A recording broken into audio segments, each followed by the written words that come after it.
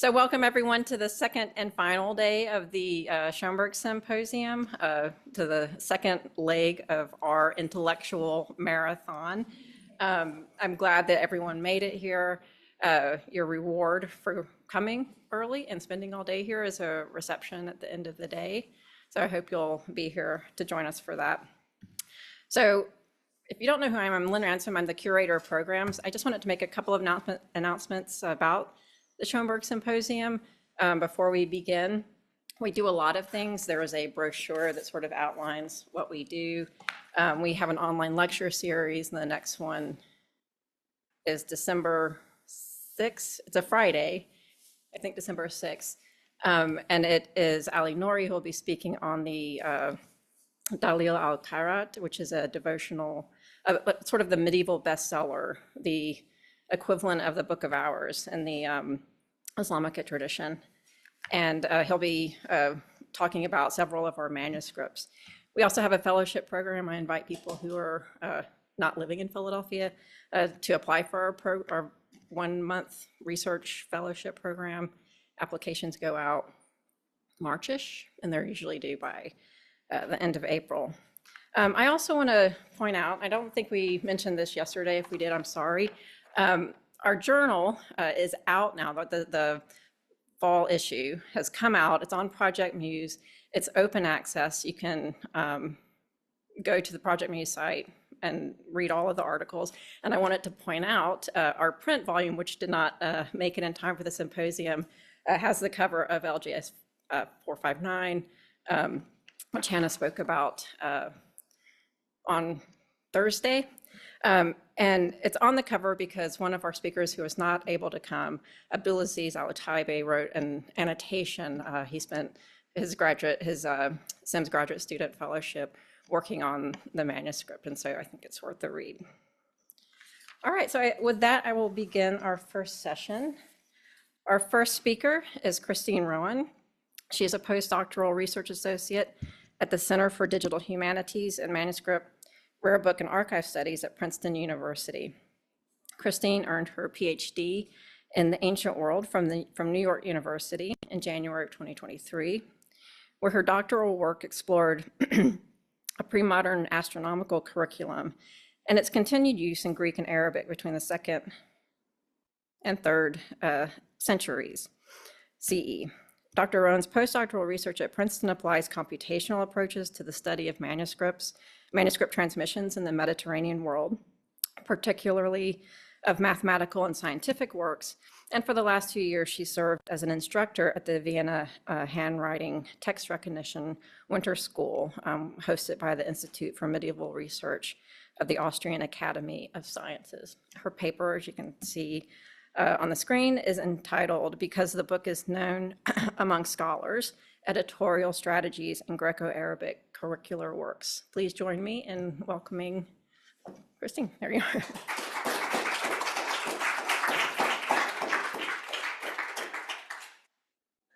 Yes, thank you. Good morning, everyone, and thank you for joining me for this presentation. My thanks absolutely go to the organizers who have facilitated this fantastic symposium, and for everyone who's been involved in ensuring it runs so smoothly, down to helping to ensure that my slides that dare to combine left to right and right to left text play nicely with the software that we're using. In this presentation, I'm going to be taking us on another bit of a little detour from what a lot of focus was circling around in yesterday's presentations, because in interpreting the ancients, I'm going to be looking at a different ancient, in fact, a different set of ancients than Aristotle. I'm also going to be bringing us out of the domain of philosophy into the domains of mathematics and astronomy.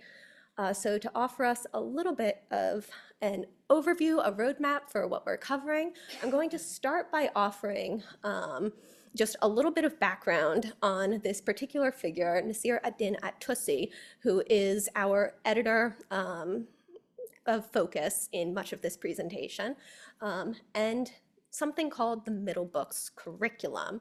I'm going to then proceed into exploring the editorial strategies of At-Tusi, both according to what he tells us about them and what we see manifested in his editions. And then we're going to look a little bit at the background context that helps explain some of the choices At-Tusi is making in these editions. To better situate At-Tusi, I'll end with a little bit of a comparison using a colleague of his, Muhi ad-Din al-Maghribi, and also several other scholars who are involved in editing these mathematical and astronomical works. So Nasir ad-Din at-Tusi, probably not an unfamiliar name to several of you. This is a very renowned mathematician and astronomer from the 13th century Islamic world. He is perhaps best known as the head of the Moraga Observatory, which was founded in 1259 CE. His scholarly career navigated, in fact, a significant amount of political turmoil and change because during his lifetime, the Islamic world saw the invasion of the forces of the Ilkhanid forces led by Hulagu Khan and the establishment of the Ilkhanate. Nasir ad-Din at-Tusi successfully navigated this turmoil, established himself in Hulagu Khan's observatory, where his work proceeded to engage in new realms of astronomical observation programs, the production of new scholarship, but he was also engaged in teaching. And in teaching, he was frequently working from some very established texts. So in this presentation, I'm not going to be really looking at his new scholarship, his tadhkira, so on and so forth, but I'm going to be looking at how he edited ancient scholars, how he produced these editions of texts that ended up being used for rather curricular purposes. His editions include Euclid's Elements, Ptolemy's Almagest, and something called the Middle Books. I'm going to let Tusi explain what the Middle Books are. In his own words, in one of his prefaces to one of these, he explains that he set out to edit something characterized as Kutub al-Mutawasitat, the middle books, which are so called because, in fact, that they are situated in this didactic arrangement between Euclid's Elements and Ptolemy's Almagest. There was a bit of a problem, you see. Euclid's Elements provided Geometry 101. Ptolemy's Almagest, bit more advanced, very complex mathematics, very complex astronomical theory. This curriculum, the Kutub al-Mutawasitat, served as a bridge between the two. And we can take a look at the series of works that At-Tusi edited in this editorial project. I've laid them out here according to the order in which he completed his editions. You can see the dates on the right. And so he began this project with the Almagest and then jumped backwards all the way to the start with the Elements. And it was after he had completed these two endpoints that he evidently set out to edit the middle books in between. You'll notice many of these are, in fact, almost all of these are Greek authors. We have the one exception of Thabit ibn Qurra and also a pseudo-Archimedes who ends up being added because over this time, we're seeing evolutions, adaptations, not just in the texts themselves, but in groupings of texts in this particular curricular grouping. We can see, if we track our dates carefully, that At-Tusi's editions aren't coming from his time at Moraga. In fact, his editorial project started earlier during the Nizari Ismailis, and we can see a bit of a interruption between 1255 and 1262 during the Ilkhanid invasion and establishment of the Ilkhanate. Nevertheless, At-Tusi's later situation in Moraga, which became the center of astronomical knowledge, teaching, observation in the Islamic world, probably contributed to the diffusion of these texts. It's At-Tusi's editions that far outnumber any other version of these works that we find in the surviving Arabic manuscripts.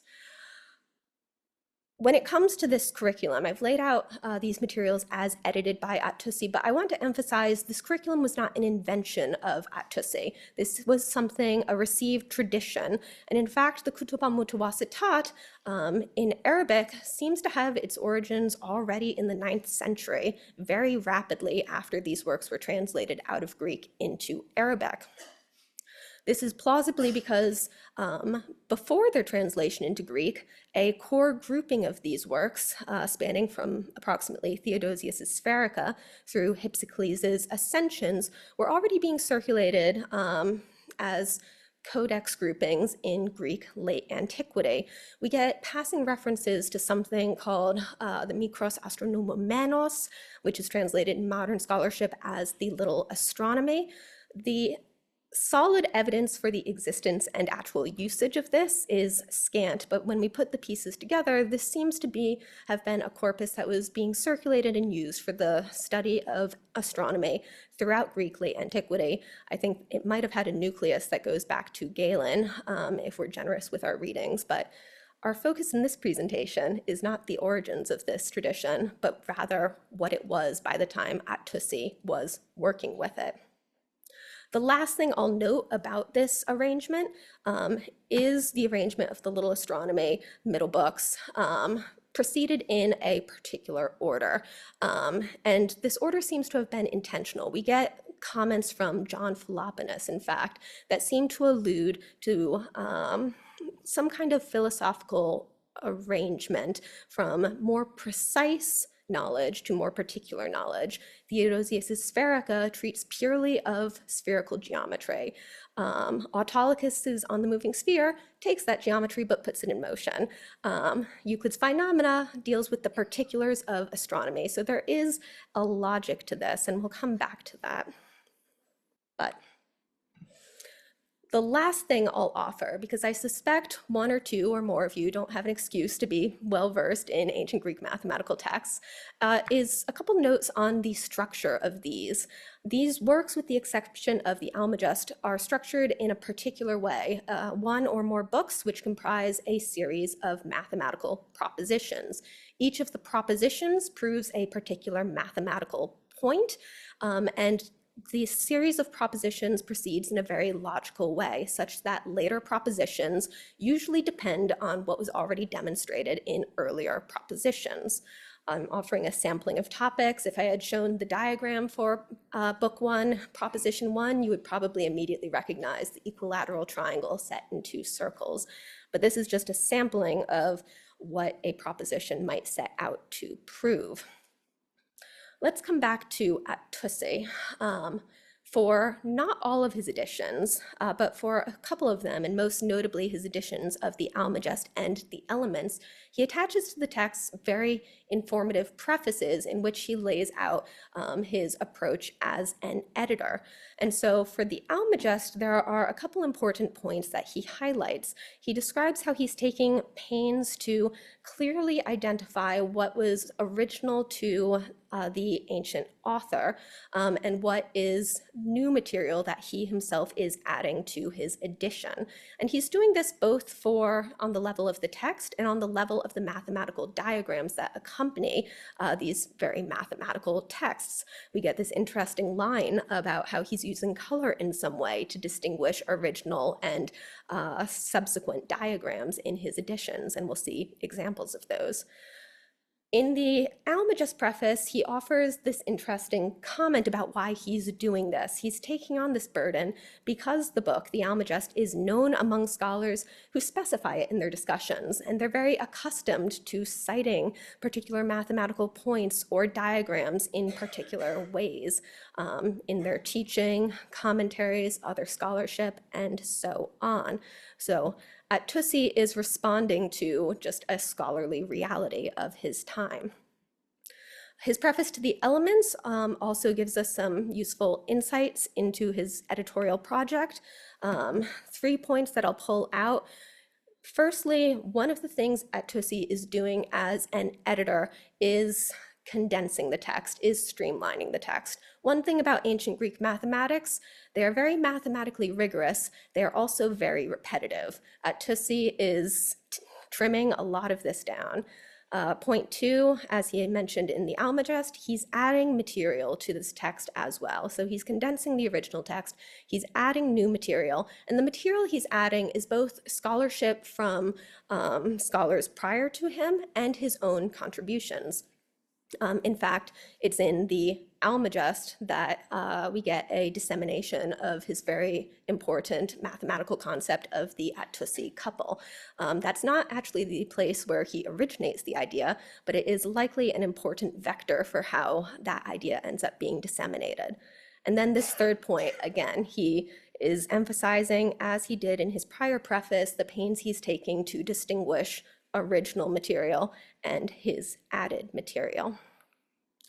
So what does this end up looking like in practice? I've provided you with just a nice, easy proposition. It's only proposition 2 of book 1. Like our first mathematics presentation, there won't be a quiz after this. I can make no promises about the third. That might be where we get you. But in any case, what I'm offering you here is this overview, starting with Heath's translation of the Greek, not for us to worry about any of the mathematical details, but simply to appreciate the ways in which at-tusi is indeed streamlining the text. We go from our lengthier material at the beginning to at-tusi's obviously shorter version at this point. And it's a goal of a future project of mine, once I have finished establishing all of the texts, to actually measure the amount of condensing at-tusi is doing across different works and across the propositions of each of these works. When it comes to the Arabic editions, most of these have not been critically edited. Some of them only have early printings, so there's a background project of manuscript transcription and handwritten text recognition that is underlying all of this to nod at the in the digital age aspect of this symposium, but it is not the main focus of the presentation here. I'll zoom out now from that snippet I had offered of a diagram from at-tusi's edition of the Elements to show you the folio page more broadly so we can appreciate some of his other editorial strategies. And here, before I zoom in too far, I'll note at the top left, we have this in red ink, be. Arabic letter be here being used as the numeral 2. That is indicating that this is proposition 2. We have, and I'll jump forward, this phrase that I'm going to pull out of the middle of the folio, وَذَلِكَ مَا أَرَادْنَهُ, and this is what we wanted. This is at-tusi's QED statement, Quaderat Demonstratum. It is the formulaic indicator that the original text of the proposition, the original ancient material, has ended. What follows after that formulaic statement is a second formulaic statement, akulu, I say that, and then at-tusi goes on to say everything he wants to add to this proposition. At-tusi's comments over the course of these curricular texts vary. They are very often mathematical comments, but we sometimes get indications of efforts towards collation and reconciling differences between different manuscripts he was encountering. This is an example of a mathematical comment. We already saw on a previous slide what proposition 2 is trying to prove. You have a given straight line of a particular length, a given point, and you need to produce a new straight line from that point that has the same length as the original line. As it happens, there are slight differences in how this proof proceeds depending on the original configuration of line and point, depending on whether the point is in the middle of the 2 points of the line, whether it's offset, whether it's in line with them, so on and so forth. And here we see this scholarly interest in elaborating the full set of cases that we have to deal with. I'm jumping ahead now to, in fact, one of the manuscripts that I believe is on display in our temporary exhibition, so do take a look, and ahead to the penultimate proposition of Euclid's Book 1, Proposition 47, very important because it is here that Euclid proves the Pythagorean theorem. And I'm using this example just to show, again, our same formula are happening, وَذَلِكَ مَا أَرَادْنَهُ, the original proposition has ended. Akulu, I, tusi, say that. Sometimes tusi has a lot to say. So I'm going to, in fact, page through a little bit. As his comments continue, we see, oh, I didn't even mention, I think, previously, but I think you observed the difference in coloration between our diagrams. Our original diagrams are drawn with red lines and black labels. Any commentary added diagrams are drawn with black lines and red labels. And this is exactly what we see again here, our original diagram of the proposition, and then across all of his commentary material, diagram after diagram after added diagram, and this goes on. So I jumped from folio 31 to 37. But in any case, we see there's this sometimes widely varying balance between original ancient material and the subsequent scholarship that is being added to these editions. And so we can perhaps appreciate the efforts that Tussi is making to ensure that he can guide his reader between these different layers of the tradition. Now it's the Almagest and the Elements where we get detailed prefatory information about what At-Tussi is doing, what he is trying to accomplish. But even though we don't get those explanations in his other editions, simply viewing what ends up occurring in practice, we can see he's using the same editorial strategies throughout.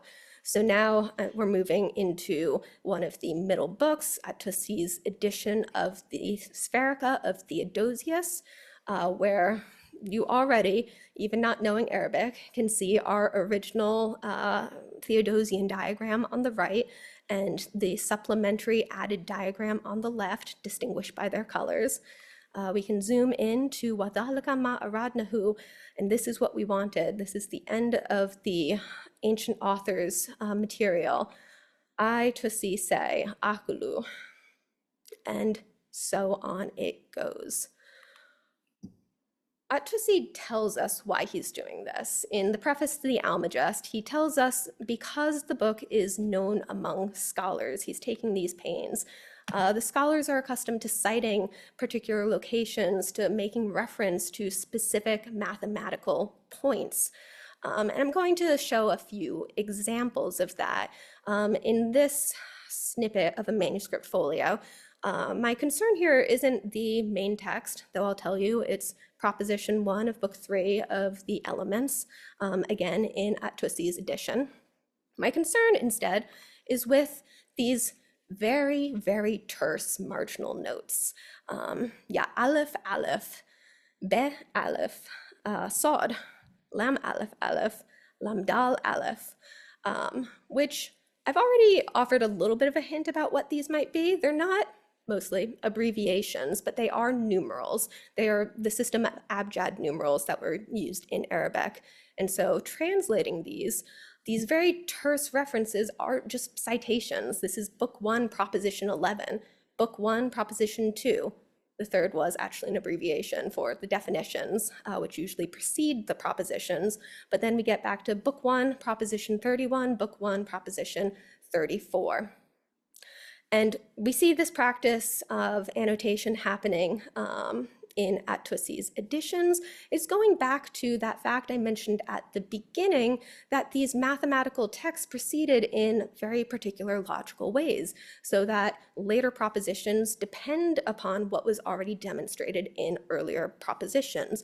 And so we see this practice of later scribes, students, scholars going through and very carefully annotating where they see dependence on a prior proposition in the mathematical argumentation of a later one.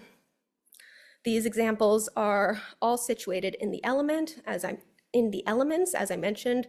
This passage we're in is Book 3. It's citing back to propositions from Book 1 of the Elements.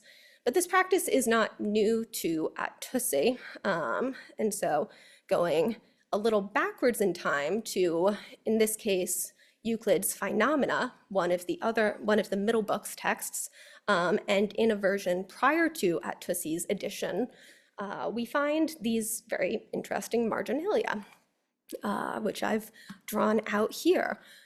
Yajim min aleph min al-akal Theodosius, Proposition 13 of Book 1 of the Spherics of Theodosius. Be min kitab Autolycus fi okra mutaharka, proposition 2 of the book of Autolycus on the moving sphere. Ya be min okra mutaharka, proposition 12, again of on the moving sphere. There's an interesting little difference between what I showed you in the previous slide and what I'm showing you here, where in the previous slide we were looking at references that were internal to Euclid's Elements, but here we're in Euclid's Phenomena and we're citing other texts in the middle books. And in fact, we're citing texts that are occurring prior to Euclid's Phenomena in the middle books. This seems to have been a way in which the logical arrangement of the middle books was being used in practice didactically, where later books in the orderings were placed as such because they depended on demonstrations that occurred in earlier books of the curriculum. And this is absolutely a development by later teachers or editors or the compilers of this grouping, because Theodosius is a later author than Euclid. He is writing after Euclid. Euclid's Phenomena was not written with dependence on Theodosius's Spherica, but nevertheless, in the actual usage of these texts in later antiquity, this is what we end up seeing. And it does, in fact, go back to our Greek tradition. In modern scholarship, Fabio Acerbi has called attention to this presence of what he calls referential scholia on primarily manuscripts of the Little Astronomy. And it's exactly this same phenomenon. Depending on the 10th proposition of On the Moving Sphere, on the 9th proposition of Book 2 of the Spherica, on the same thing, on the 9th proposition of On the Moving Sphere, no, sorry, the second, on the 5th proposition of the second book of the Spherica, and on the 15th proposition of the first book of the Spherica. So we have this very long-lived practice that seems very connected to how these texts were circulating as a curriculum.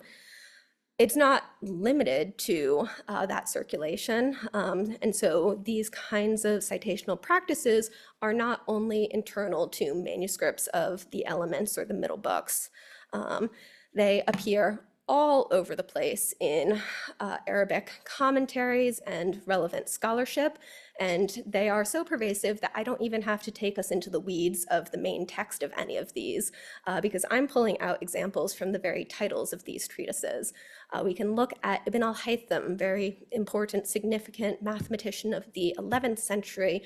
Our Latinists and medievalists will know him as Alhazen, where we have titles such as On the Division of Two Different Magnitudes, one by the other, mentioned in the first proposition of the 10th book of Euclid's work. Another title that's looking at something in Archimedes in the second book of his work On the Sphere and Cylinder.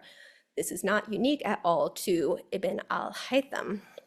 Our 11th century astronomer Assisi is doing much the same thing. He's providing treatises that offer corrections on issues in the 14th proposition of Book 12 of the Elements. He is writing about solutions to something that's problematic in the 23rd proposition. I haven't gotten my hands on this, but I strongly suspect he's writing again about the elements. And last example, pulling from the mathematician and teacher Ibn as-Salah, a figure of some interest to me because of his repeated engagements with the middle books. We see, interestingly, in this first title, reasoning on explanation of the error of Abu Ali ibn al-Haytham on the first proposition of the 10th book of Euclid's work, Elements. Refer back to the first title I provided you with. We see these scholarly habits, this corpus of scholarship. It's responding not just to the received ancient texts, but it is building upon itself. Scholars are building upon the works of each other. And it goes on. We have another thing, 14th proposition of the 12th book in Euclid. Our third is an example from the Almagest, again responding to the work of a prior scholar and calling out specifically the 17th section of the 5th book. And lastly, another Almagest example, 2nd chapter of the 12th book and the 4 subsequent chapters. So when it comes to this established scholarly practice and something that's clearly going on for centuries by the time this tradition is received by At-Tusi, whether it's the internal references to the text and the curriculum, the references internal in the manuscripts to these, or whether it is the outside bodies of commentaries, scholarship, and related work, At-Tusi, in producing his editions, clearly has to reckon with the fact that scholars have established and habitual ways of engaging with these texts. And so there's a strong motivation both to clearly distinguish what is actually originally the ancient text from what is being added to it in these editions. This is not like some of the fantastic Organon manuscripts where the delineation is in physical layout, but this is one compiled text.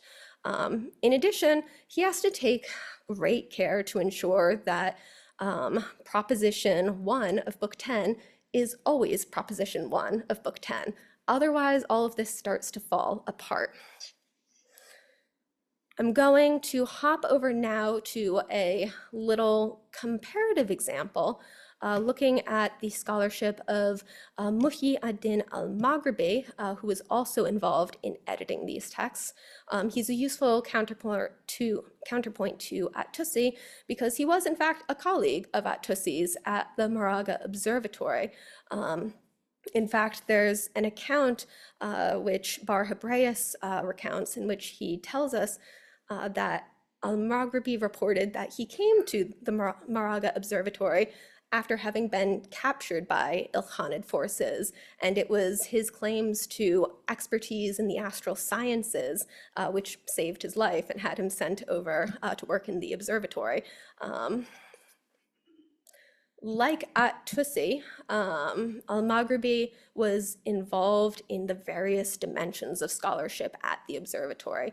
He was pursuing new observation programs to update our astronomical tables, the Ziges. He was producing new original works of scholarship, but we're not looking at any of that. We're looking at his reception of ancient and established authors, because he also produced editions of Euclid's Elements, of Ptolemy's Almagest, and of a handful, at least, of the middle books.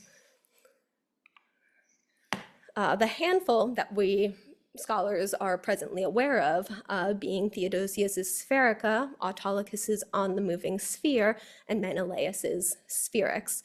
So there's really not evidence to suggest that al-Maghribi set out to edit the middle books in their entirety. At the same time, it's quite plausible that we might turn up other editions by him in the future. Already, several of these were only recently noted because they had been miscatalogued in our manuscript catalogs as being editions of At-Tusi. So I'm keeping my eyes open, certainly. But for the time being, this is the corpus of editorial work that we have to grapple with. And like At-Tusi, he offers some explanations, not for all of these works, but unsurprisingly for his elements. And so even before we get to this passage in the middle of his preface, he starts his preface in honestly expected ways for a commentator. He is extolling the wisdom of Euclid and his contribution to geometry in his text, The Elements, but saying that there are of course obscurities and problems that are in need of elaboration. These are the sort of expected phrases you get to hear from a commentator who is nodding to the authority, but also here's something that I'm contributing. Al-Maghribi sees the text as in need of improvement. He recognizes also the fact that the text has been edited by prior scholars, all of whose editions he does see problems with. So Ibn Sina ended up omitting enunciations and many other mathematical material he saw as important. Nisaburi does the same. Al-Khazin he notes as providing a useful addition in terms of his much of the text, but he calls him out specifically for reordering the propositions and sometimes merging them into one, and so breaking that citational scheme apart. Al-Maghribi specifies in his edition of the Elements that he will do none of that. He will, of course, provide the propositions marvelously and according to their proper order, with one exception. He allows himself to flip the order of books 11 and 12. His edition of the Spherica doesn't have that kind of prefatory information, but thanks to recent scholarship by Amir Muqaddam and a comparison between this edition and At-Tusi's edition of the Spherica, we do know that Al-Maghribi was perhaps a little lax in these arrangements sometimes, because in this edition of the Spherica, he allows himself to merge propositions. He allows himself to change the arrangement of the figures. He allows himself to tamper a little bit with the received versions of these texts. And I'll leave it at this slide, where we can conclude that moving between At-Tusi, Al-Maghribi, the other scholars which Al-Maghribi was identifying in his editions, and the various unattributed scholars involved in these texts, we see a tension between two competing impulses. There's an impulse to preserve the ancient received material, not necessarily due to the authority of the ancient author himself, though there's still respect towards those figures, but more pertinently because of the ways these have been received by contemporary and recent Islamic scholarship, versus that instinct to contribute to these texts, to potentially rearrange materials in ways that lead to greater mathematical coherence and logical sense. So I will leave it at that. Thank you. And I look forward to conversations.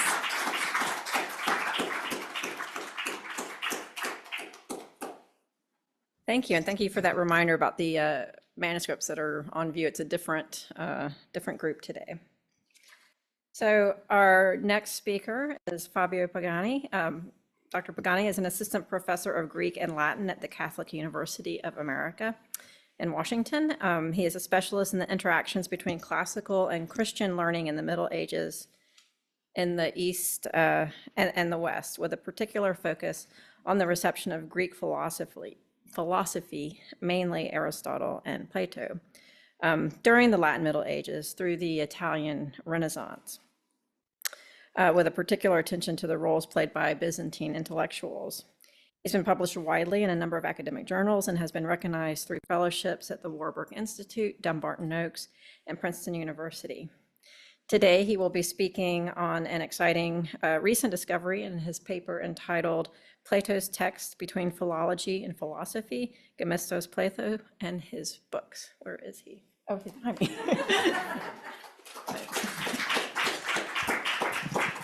Thanks a lot for this presentation, and thanks a lot to all others, Eva, Hannah, and Nick, and everyone for opening my eyes to the wonderful wealth of resources that are available here at this university, but also in Philadelphia generally. It was really eyes-opening. Thanks a lot. So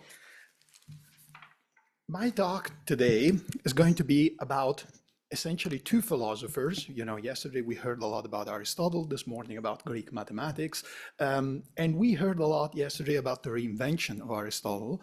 I'm going to argue today, this is not only me, I mean, it's well known, but I'm going to show you today that also another important philosopher of antiquity, namely Plato, has been reinvented, exactly as Aristotle, in ways that are connected with the reinvention of Aristotle, but also different. And I'm going to show you that a Byzantine philosopher that you will see, I take for granted everyone recognizes Raphael's frescoes, and you know, on the left you have Plato.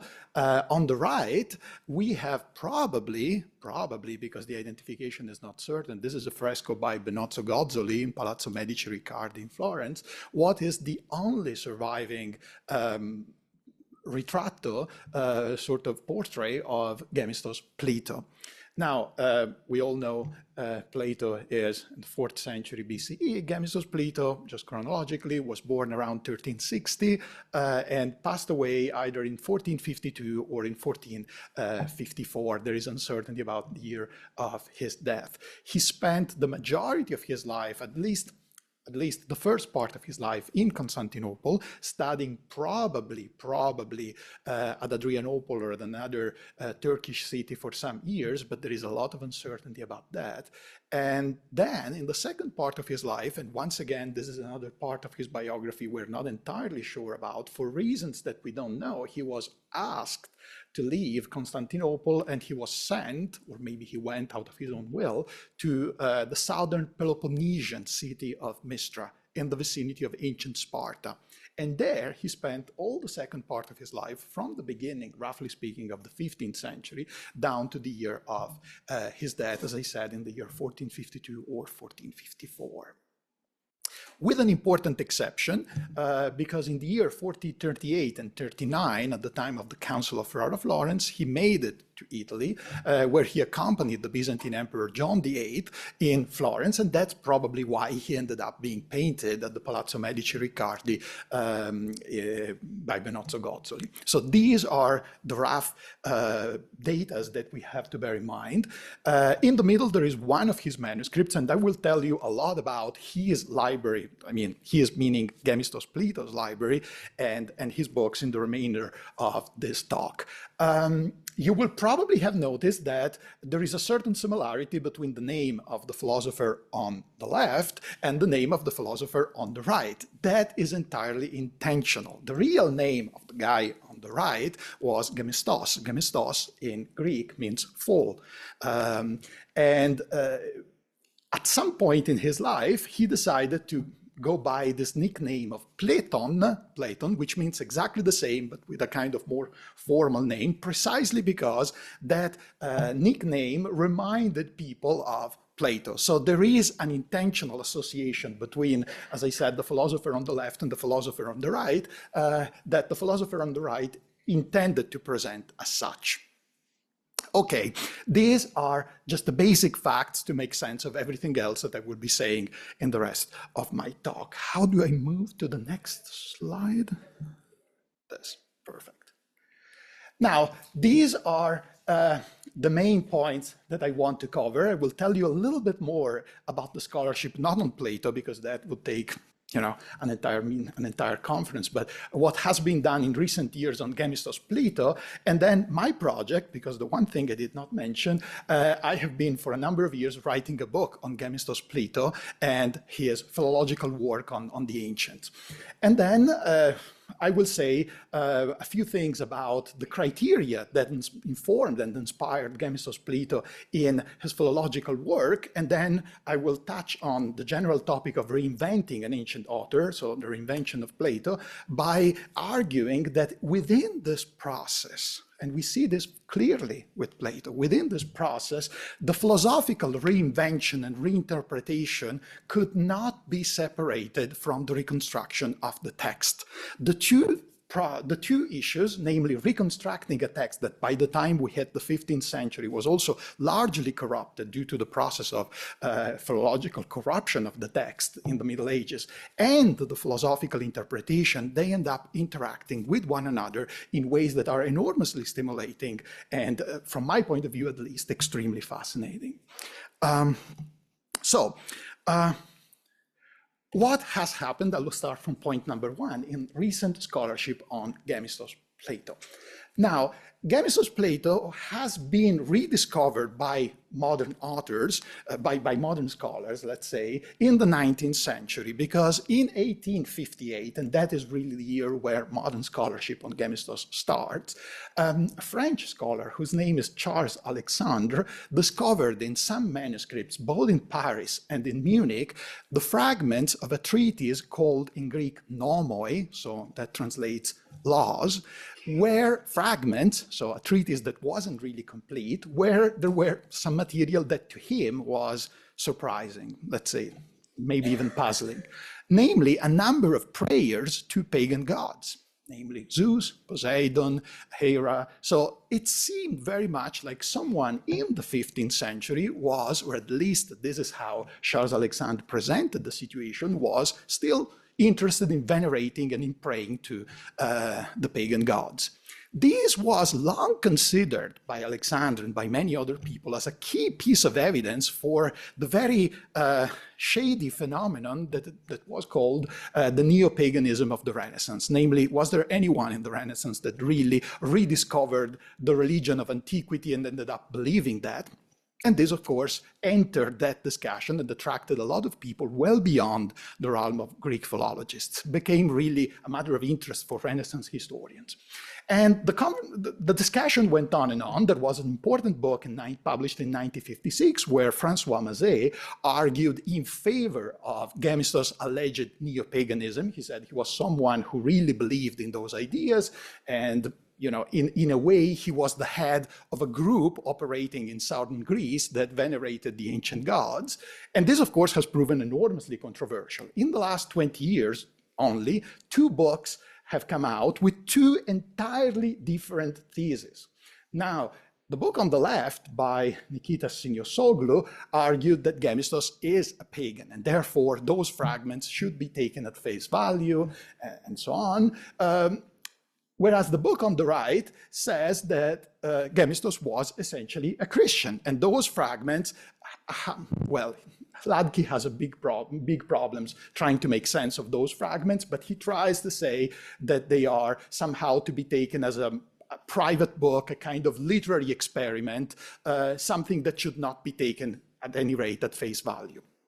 So this is just broadly what has happened in the recent years. A lot of people took an interest in this material, especially for reasons of history of culture and history of religion.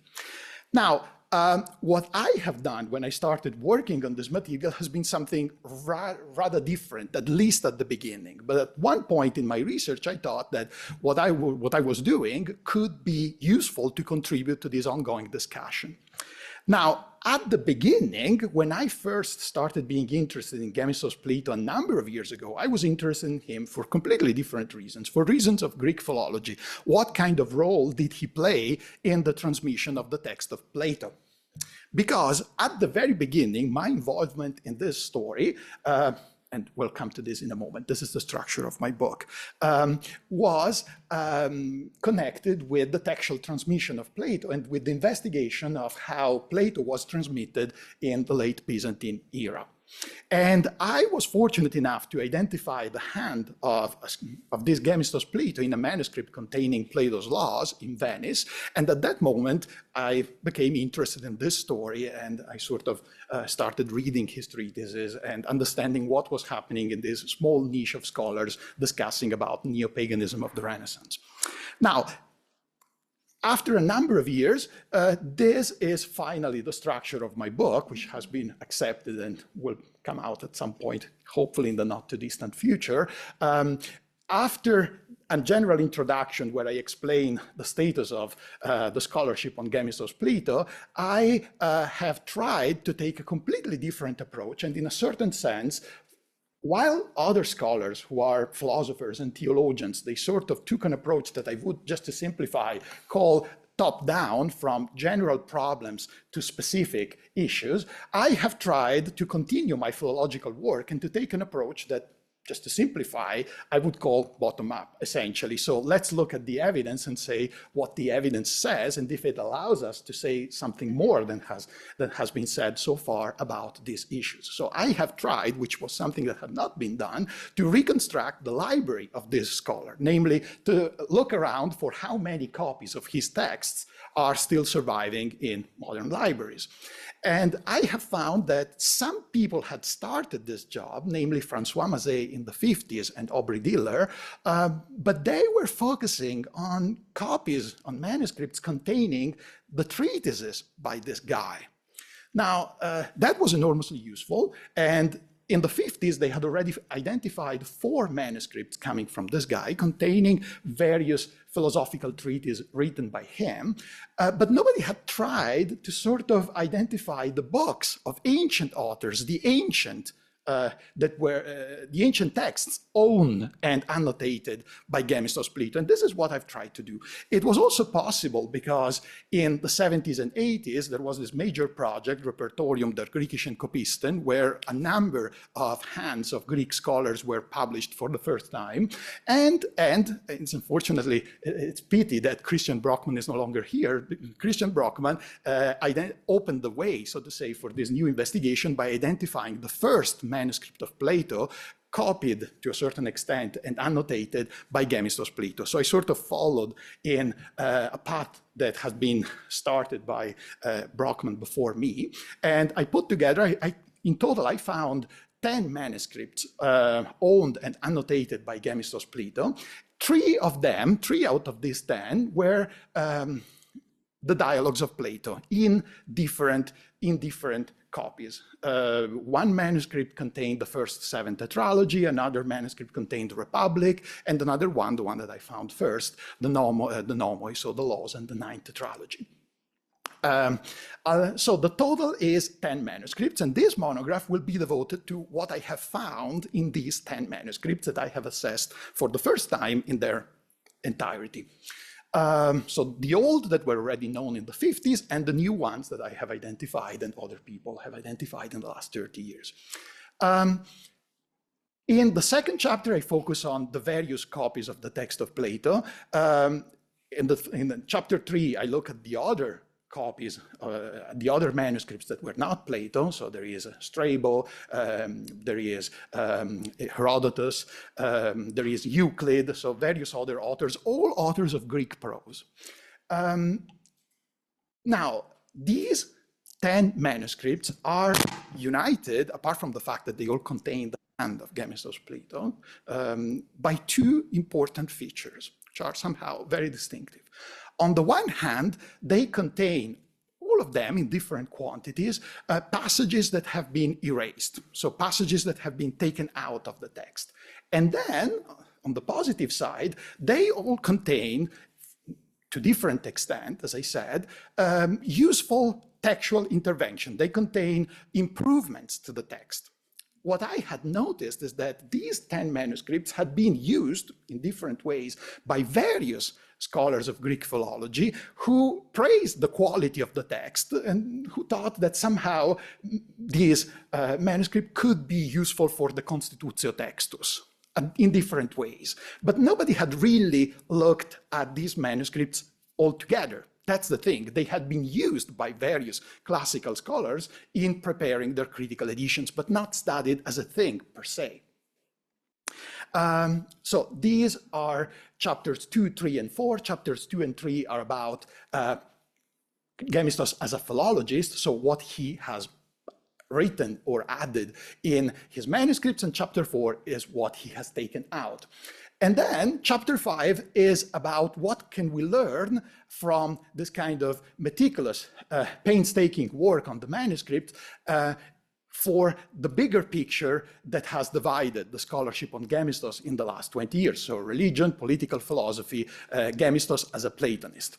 And then the last 2 chapters, chapter 6 and chapter 7 even more, what kind of impact Gemistos had on later Platonists, how his reinvention of Plato has affected 2 giants of Platonism, such as Bessarion and Ficino. And I'll say immediately, but I can argue that even more at a later point, that of course there has been a philosophical impact, but there has also been an entirely neglected philological impact, namely the reconstruction of the text of the Platonic dialogues has been appropriated by Bessarion and has passed from Bessarion then to Ficino, who finally translated the entire text of Plato from Greek into Latin and published it in 1484. So this is, roughly speaking, the structure of my work.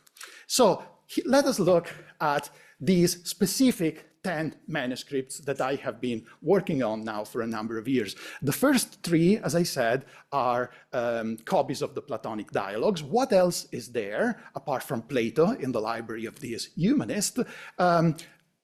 4 manuscripts, the one on the right, were those that had already been identified in the 50s, containing largely excerpts, so short passages from various authors, crucially, chiefly, I would say, ancient Greek geography and ancient Greek history, along with some autograph, sometimes and sometimes not autograph copy of the philosophical treatises by Gemistos Pletho. Because apart from the nomoi that I have already mentioned, Gemistos also penned a number of other philosophical treatises about virtue, for example, about Greek history, about other things.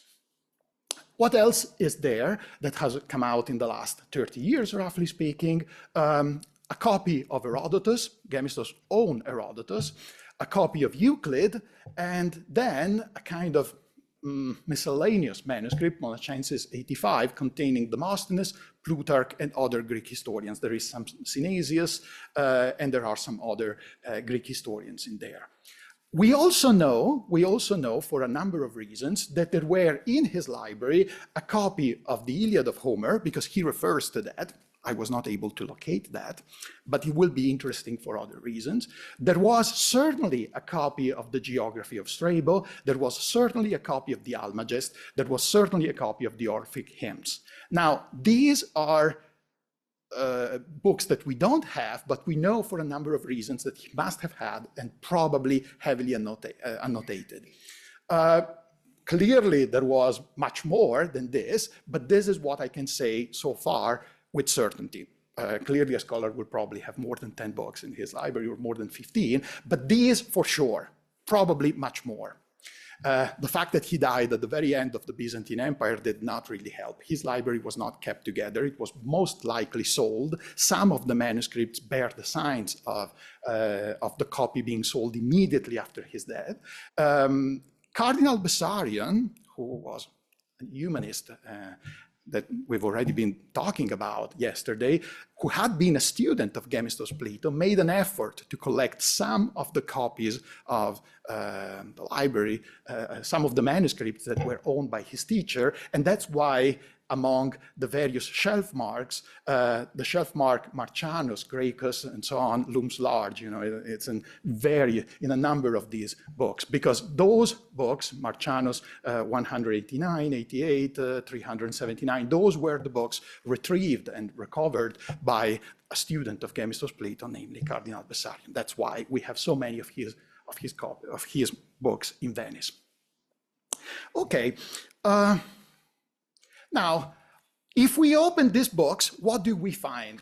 As I said, we find this weird combination of passages taken out and text being corrected.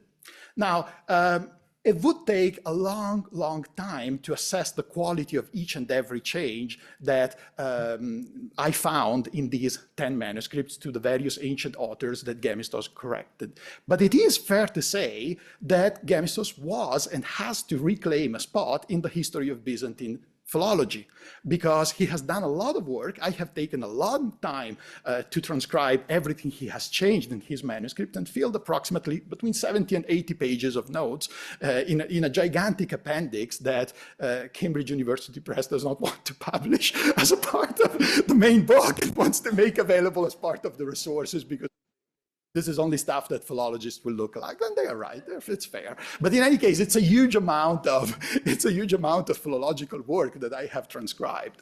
The interesting thing is that it has not gone unnoticed to people before me. Obviously.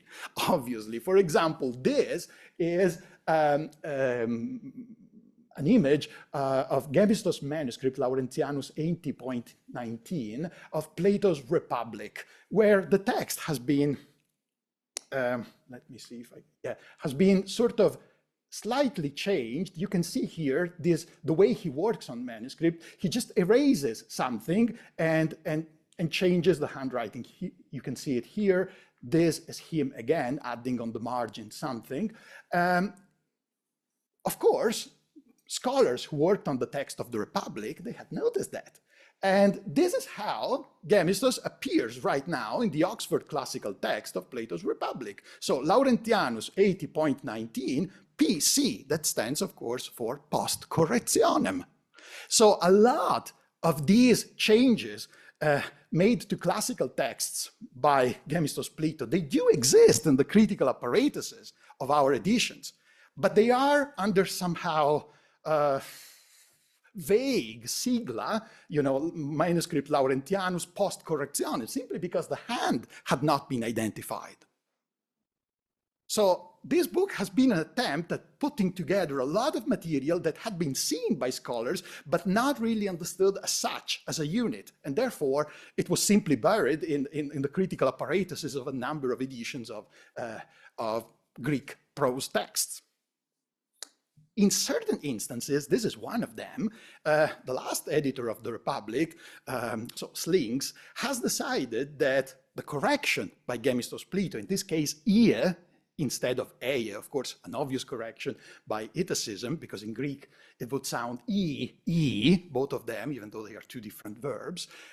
It is better than the reading contained in all the other manuscripts. So sometimes we can say that already in the critical editions that we have, it is Gemistos that gave us the correct text of Plato, even though it has not been acknowledged. It has simply been considered manuscript Laurentianus post correctionem.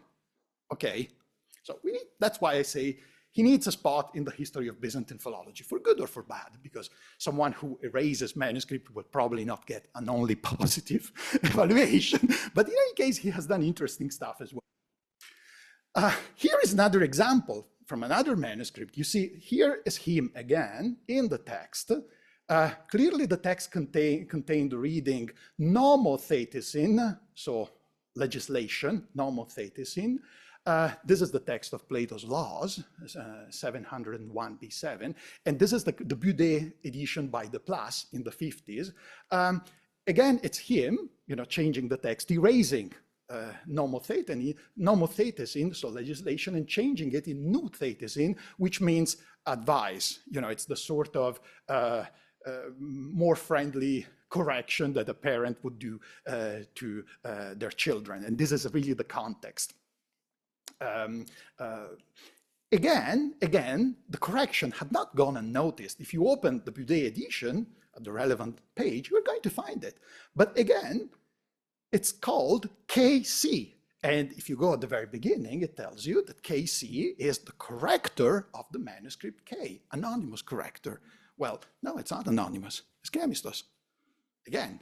So you see, there are and again, here, the critical editor, Bude, has decided that Gemistos' correction to the text is, in fact, the correct text of Plato against the other manuscripts. So you see, somehow, Gemistos was always there in front of our eyes, but not recognized. And the reason why we've been able to recognize it is the sort of paleographic revolution that took place in the 70s and 80s, when a lot of hands of many Greek scholars became known and were studied extensively. Before the 70s, there were no repertoria, it wasn't really possible. To be true, one of the 4 manuscripts that were known before the 50s contains a kind of autograph subscriptio by Gemistos Pletho, where Gemistos is writing sort of as an autograph his own treatise, and one of his students writes under that, this is the autograph autokheir, says in Greek, the autograph copy by my teacher Gemistos Pletho. That's why the identification was possible, because among the 4 manuscripts that were known before the 50s, there was one that explicitly says, this is Gemistos' handwriting. So we are absolutely certain of that. Except that, as I said, if you look around, Gemistos' handwriting existed elsewhere as well.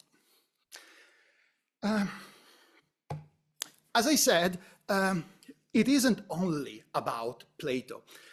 This phenomenon of Gemistos correcting classical texts exists in other authors. This is a case, for example, of the Orphic hymns, where he modifies the text. And again, this here on the right is a case in point. The critical editor of the Orphic hymns accepts Gemistos' reading, which again here is a correction. he sort of erased the reading and then modified against the rest of the manuscript transmission. So again, every single time that we find a manuscript connected with Gemistos, we then go to the critical editions and we see that there are editors who were sort of puzzled by the good quality of these readings, and they were all asking the same question, which is an obvious philological question. Is this person providing a better reading because he is making his own conjectures, or is he providing a better reading because he has access to a manuscript that we do not have anymore? That is a question that is left open on a number of authors that Gemistos annotated and sort of worked with. Now, at this point, because I collected all the evidence, I have sort of made up my mind. I don't really have a smoking gun to say that he necessarily made conjectures or necessarily had access to lost branches of a manuscript transmission of a text. But I think that if it happens with one specific author and in a limited number of passages, then I could imagine, I could think it is likely that he had access to a lost branch of a manuscript transmission. He had material that we don't have. But if in all of the manuscripts that he had, there are readings that are somehow strange, that people have considered, considered extraordinary in the manuscript transmission of a certain text, then it is more likely that those were actually conjectures, because there are so many of them. I cannot really imagine that he had at home the lost branches of, 5 or 10 authors of Greek prose: Strabo, Euclid, Plato, Herodotus. I mean, he was either the luckiest man in Byzantium, or, which I think is more likely, a very gifted person that was very gifted for conjectures. That's what I think is most likely. And because he also takes out stuff, then he also shows very clearly that he's not afraid of changing the text. And he's operating with assumptions in dealing with texts that are not those of modern philology. This is an interesting case. Before here, I've shown you a correction based on that postulates essentially a mistake due to iotacism. So E and E, even though they are two different forms. Now, this is a kind of correction that has been accepted by slings, because even a modern scholar could legitimately make such a correction and such emendation. It's perfectly clear. It accounts for the corruption process and why it occurred, because the two verbal forms were pronounced in the same way. So, it is a very legitimate correction from the point of view of a modern textual scholar. But at the same time, Gemistos is the person who does this, which can be easily appropriated and used by slings. And at the same time, he is also the person who does this, who takes away half of a page of, in fact, more than half of Plato's Republic and crosses it all over because it is wrong. And here, you see, there are lines coming from Plato's Gorgias, and again, you see the same handwriting that sort of tries to fix the gap because they are unacceptable. So it is, what fascinates me about this philosopher is that he's at the same time the person who can produce corrections to the text that would certainly place him in the box of gifted conjectural scholars on the one hand, and at the same time the person who does this. That, of course, is the absolute nightmare of anyone trained in philology, I would say, because this is just, now let me go back. This is a passage at the end of Plato's Republic where there is the myth of about the reincarnation of the soul. And we know, we've learned from Eva, how problematic the reincarnation of the soul was as a doctrine during the Middle Ages and the Renaissance. Here, it's not only the reincarnation of the human soul, that would be fine. It is the reincarnation of human soul into animals. Because there is a passage in the 10th book of the Republic where it is said very clearly that the souls of ancient heroes were reincarnating themselves into animals, and all of that disappears from the text. what is the deal with this passage here? This is the beginning of the myth, once again, about the afterlife in Plato's Gorgias. And when Socrates at the beginning of the myth says that there was once upon a time in the past, there was the kingdom of Kronos, and the kingdom of Kronos comes before, later on was passed down to the three children of Kronos, Zeus, Poseidon, and Hades. Now, I didn't know at the beginning what was the problem with that passage until I looked at the fragments of Gemistos Nomoi, where he says that Zeus, as a god, is eternal. There is nothing before him. It's a kind of first principle of the universe. And if he is the first principle, that there could not have been a kingdom of Kronos before him. That is a theological mistake. So yeah, this is Gemistos Pletho. So what consequences can we draw from all of this? This is also a passage that came out 10 years ago where Gemistos says that he has modified and altered the text of the Iliad because he wanted to go to a kind of original purity of the text and the form of orthos logos, so correct wording. So what can we, I'm not gonna bother you with too many examples, what can we learn? Sometimes studying textual criticism can throw a certain light on issues such as that of the Neoplatonism of the Renaissance that were discussed otherwise. Why? And here is my argument. Because in reality, all these theological changes, they cannot be simply taken as oddities or experimental writing. They are, for Gemistos Pletho, as serious as an emendation to the text as all the other emendations that he does on the text of Plato and on other authors. They are part, even though they are not for us, but they were for him, they are part of a philological reconstruction for him, reinvention for us, of the text of Plato, which could not be separated from the interpretation of Plato himself at the philosophical level. Thanks a lot.